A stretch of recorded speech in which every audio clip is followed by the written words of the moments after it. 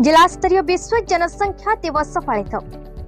जिला स्वास्थ्य विभाग तरफ स्थानीय जिला तालीम सभागृह विश्व जनसंख्या दिवस जिला अतिरिक्त जनस्वास्थ्य अधिकारी परिवार कल्याण डाक्टर दैत्य नारायण पाढ़ी अध्यक्षतार अनुष्ठित हो जाइए।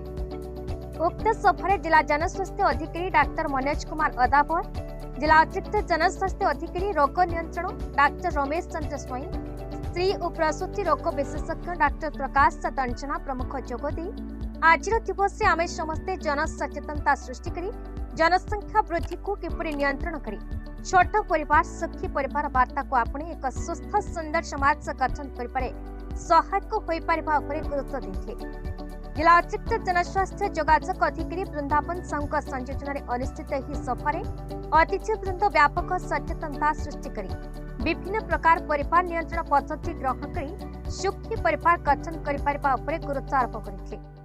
उक्त सभारे आयुष डाक्तर, सीएचओ, स्वास्थ्यकर्मी, स्वास्थ्य परिदर्शक, बीपीएम, आशा कर्मी, अंगनवाड़ी कर्मी, मास मेंबर, स्वास्थ्य अधिकारी और सांबादिक प्रमुख उपस्थित थे।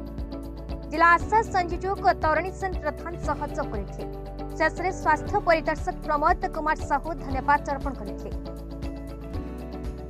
सुवर्णपुर जिलार श्याम सुंदर पंडांक रिपोर्ट, भारत न्यूज।